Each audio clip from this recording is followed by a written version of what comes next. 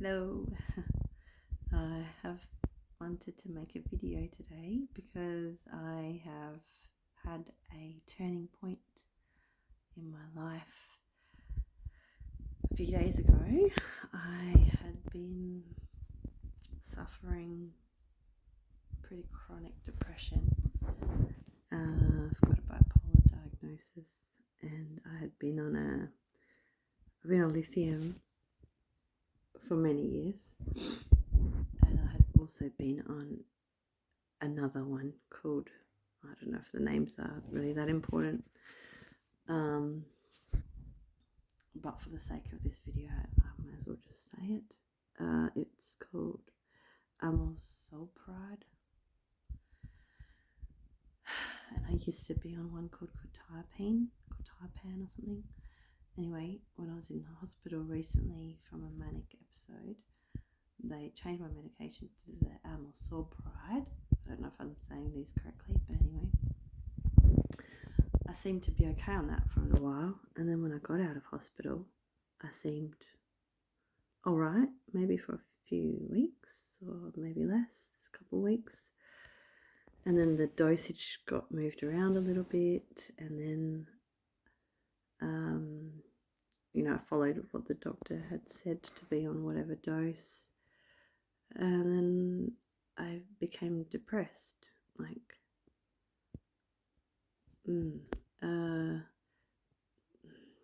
just wanted to make a video to talk about depression, because I find that there's not many videos out there. I was trying to find some myself when I was feeling like that, and I couldn't really find very many of people just talking about their experience. So I thought I'll do that now, because it's pretty shitty when you're really down. It's really crap. Now it's hard to talk about it, but I feel like it's important to talk about it because a lot of people don't understand it. It feels like you're just surviving. It feels like everything is just an obstacle to get over. It's just another thing to survive in a way. Like, even things that normally would be something I'd enjoy, like catching up with friends, I'd become anxious about it.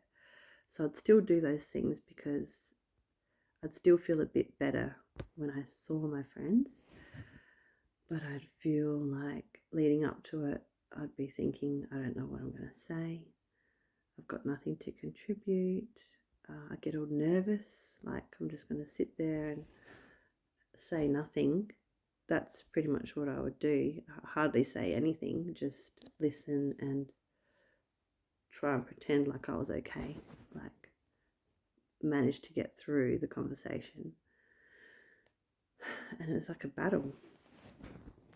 Difficult, hard, everything, just so hard to communicate with people.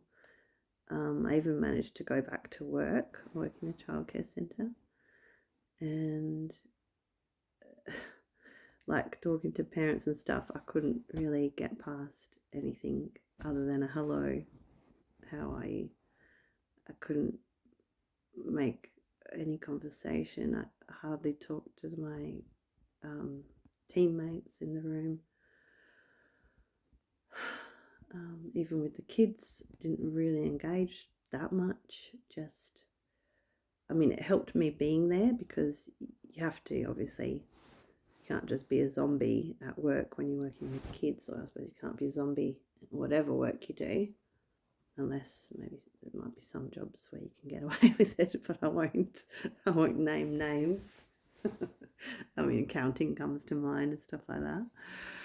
But you still have to be switched on. Obviously, your brain has to work and you've got to be able to function to do a job. So I probably went to work like much sooner than I have before in other previous episodes, where sometimes it would take me a good few months to be able to do anything remotely productive like that.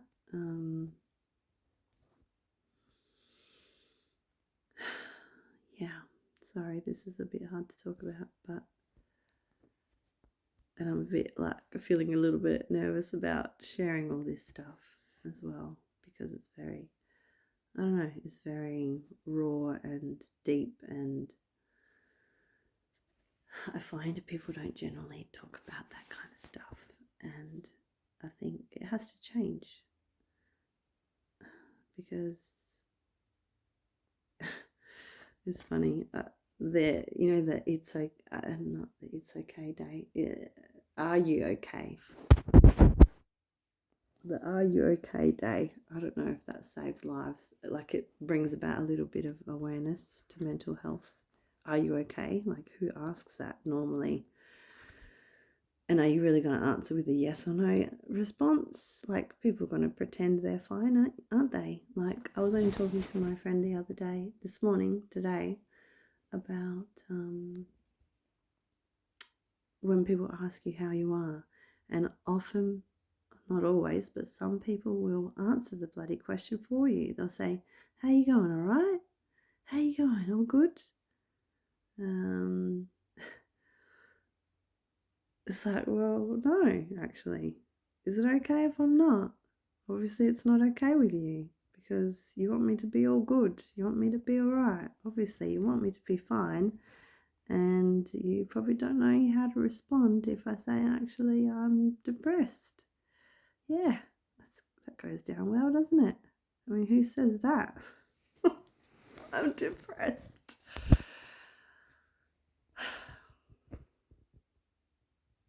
No one says that. I've never heard anyone say that. I've never said it to anyone. Even when I felt it, you still, yeah, I'm all right. Good. Hang on, good. Yeah, I'm all right. Usually I say I'm all right, because then I feel it's a bit more honest than saying good. It's definitely not good. But yeah, it's just, I don't know, it's kind of like a burden that you carry when you're pretending everything's fine, and it's not. And people don't understand. You can't talk about it to anyone, because not anyone's just like a doctor. And you can't always talk to your doctor about it either, because you got to make an appointment, and it might be weeks before you see them. And counselling, oh my gosh, don't get me started. I was supposed to get on a plan. What's it called? Mental health care plan, which here in Australia, if you have a mental health care plan, you get 10 sessions with a psychologist, and it's supposed to be fairly well subsidized. So you only end up paying, I don't know, $40 a session instead of 100 plus. So I signed up for that, got all the paperwork done, got the referral sent, got the counsellor practice phone number. I think they ended up ringing me, actually. So that was good. Made the appointment for face-to-face consultation like a week or two later. It was one of the psychologists that I could get into earlier than most. The other ones, the doctor said, could be a 6-month wait or more. So she signed me up for a new practice clinic, and that was only going to be like a shorter wait, because it was new and they still needed clients. So I signed up to that, and then they called me, and at the very end she talked about the payment part of it. She's like, okay, so that consultation will be $220. I'm like, yeah, okay, what about the rebate? Medicare rebate means that the government will cover some of it, if not most of it. So like, what's the gap? And the gap was going to be still $120 or something like that. Which, when you're not working, it's a lot of money to pay for a 1-hour session, counselling session. So then there's no help there. And yeah, I think you're blessed if you have like a family member or a really close friend that you can actually really talk, on a deep level with, and not everybody has that.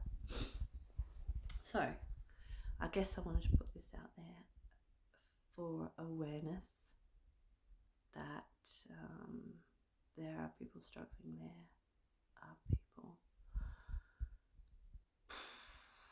with suicidal thoughts on the daily,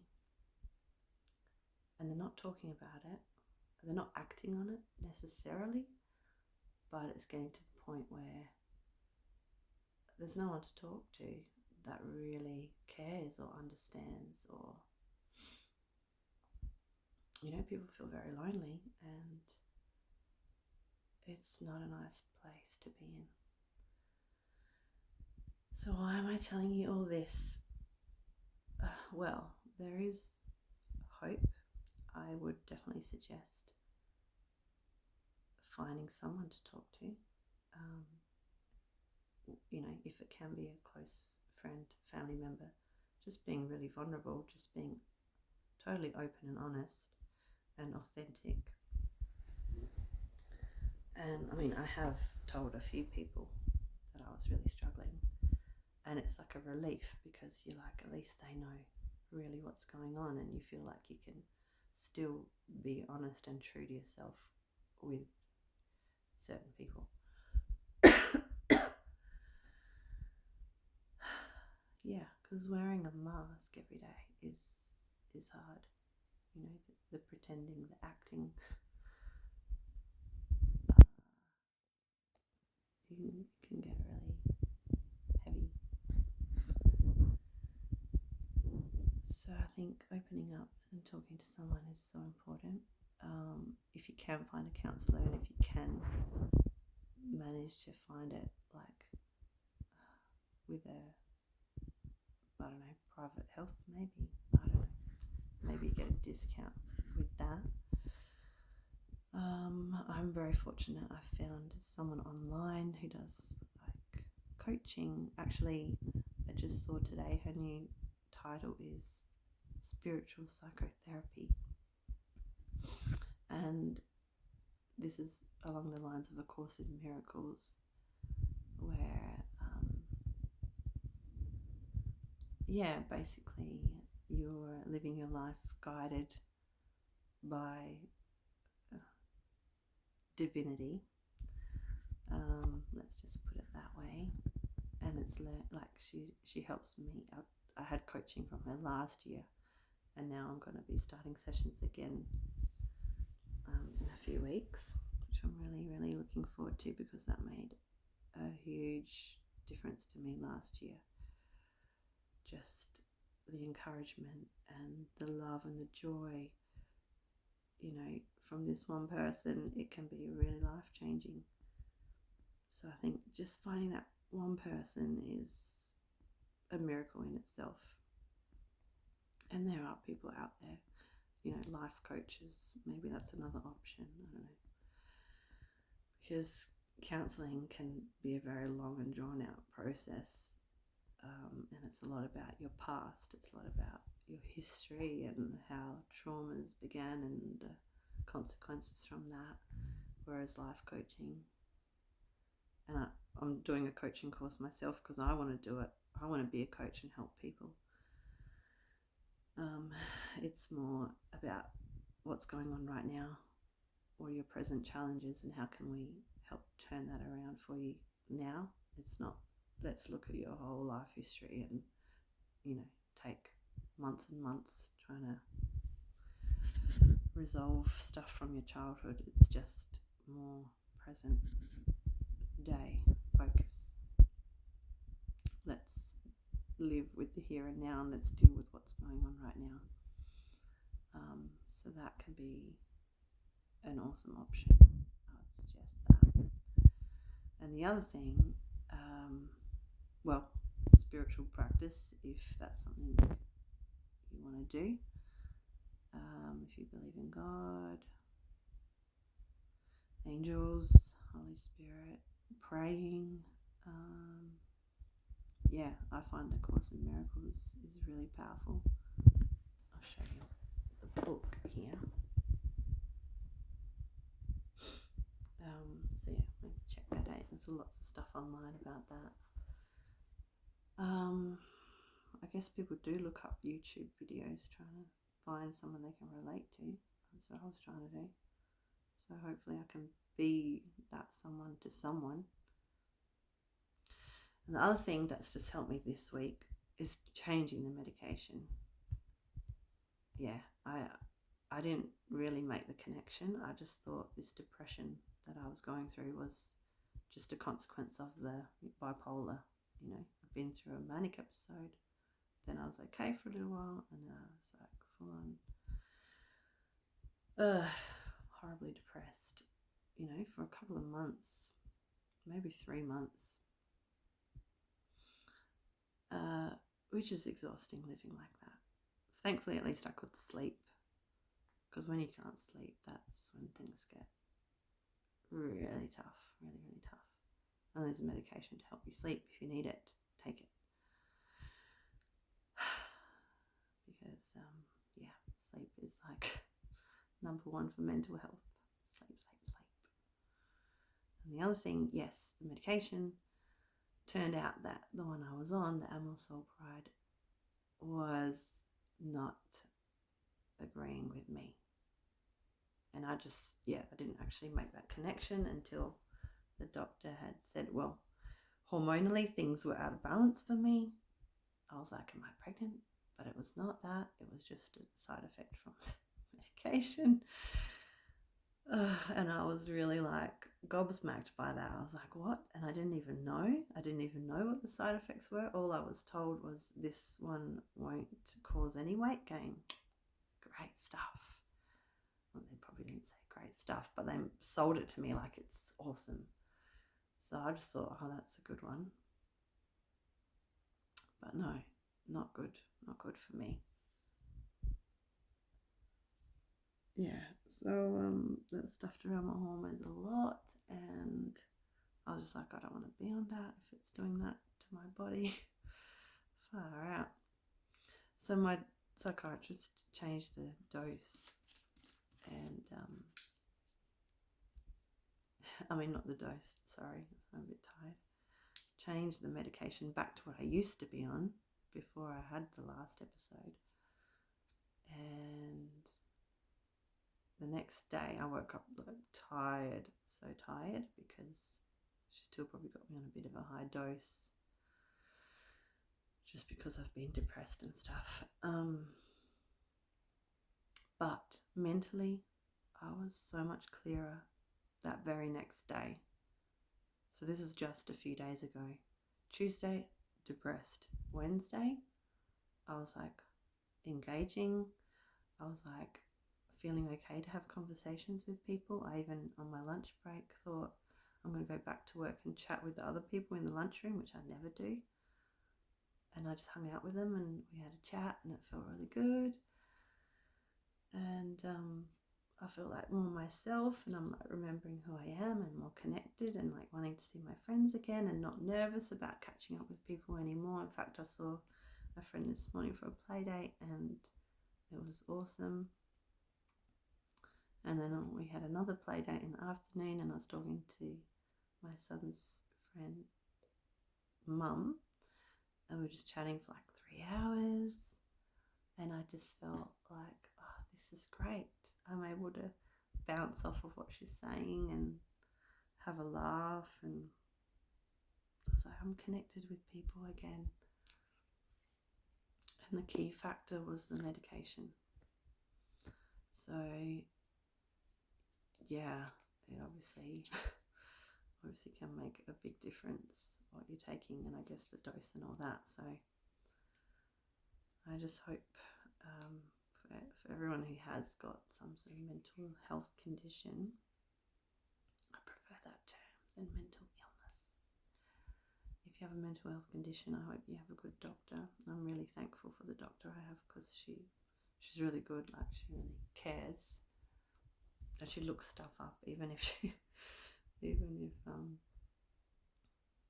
not sure about something. She'll just look it up on the computer to make sure she's giving me the right medication on the right dose and stuff like that. But obviously, like I've heard from a friend of mine, her husband was going through a real mental challenges. She said they just kept changing his medication all the time, and it had all these side effects, and it really can.